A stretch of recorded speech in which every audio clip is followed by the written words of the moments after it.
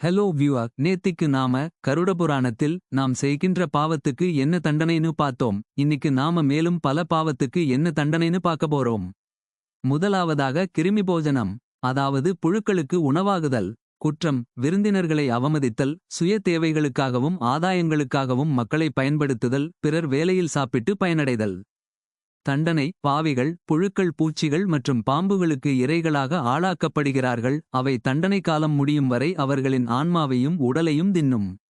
பூச்சிகள் உடலில் ஊடுருவ விடப்படுகின்றன. இரண்டாவதாக சல்மாலி, அதாவது தவறான படங்களை தழுவுதல். குற்றம்: விபச்சாரம் செய்தல், ஆண்கள் மற்றும் பெண்கள், காமுகர்களுடன் முறையற்ற உறவுகள். தண்டனை: இரும்பினால் ஆன ஆயுதங்கள், கதாயுதங்கள், தடிகளின் சூடான திட உருவங்கள் சிவப்பாக சூடாக்கப்பட்டு பிறப்புறுப்பு பகுதியில் அடிக்கப்படுகின்றன.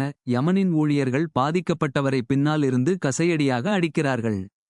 மூன்றாவதாக வஜ்ரகண்டகசாலி அல்லது வஜ்ரகண்டகா. குற்றம்: விலங்குகள், மனிதர்கள், பொருத்தமற்ற மனிதர்களுடன் இயற்கைக்கு மாறான உடலுறவு, கட்டாய பாலியல் தொடர்புகள்.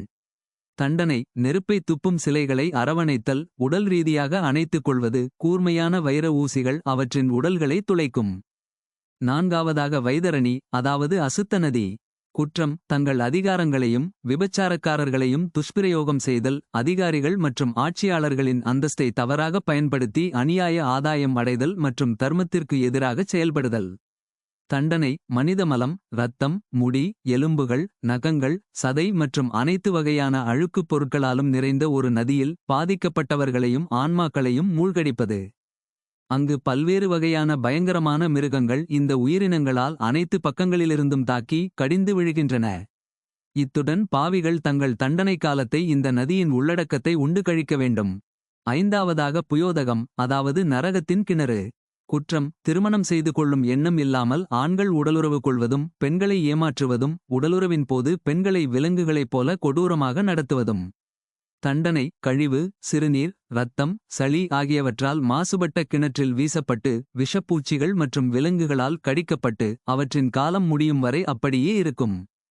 ஆறாவதாக பிராணரோதம், அதாவது துண்டு துண்டாக வெட்டுதல். குற்றம்: உணவுக்காக விலங்குகளை சித்திரவதை செய்து கொல்வது. தண்டனை: யம கிங்கரர்களால், அதாவது யமனின் ஊழியர்கள், அவர்களின் அம்புகளால் பாவிகளின் கை, கால்கள் மற்றும் உயிர் உறுப்புகள் வெட்டப்படும். ஏழாவதாக விசாசனம். குற்றம்: ஏழைகளை சித்திரவதை செய்யும் பணக்காரர்கள் ஏழைகளுக்கு உதவாமல் செல்வத்தையும் சிறப்பையும் பெருமையாக பேசுகிறார்கள். தண்டனை: யமனின் வேலைக்காரர்கள் தண்டனைக்குரியவர்களின் தண்டனை காலம் முடியும் வரை இடைவிடாமல் கடுமையான தடிகளால் அடிப்பது. எட்டாவதாக சரமேயசனம், நாய்களால் ஏற்படும் வேதனை.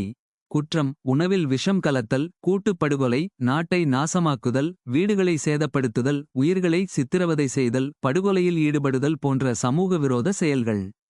தண்டனை: பாவிகள் நரகத்தில் தள்ளப்படுகிறார்கள். ஆயிரக்கணக்கான நாய்கள் தங்கள் பதவிக்காலம் முடியும் வரை தாக்கி அவர்களின் சதையை வாயால் கிழித்து எரிகின்றன. காட்டு விலங்குகளால் சித்திரவதை செய்யப்படுகின்றன.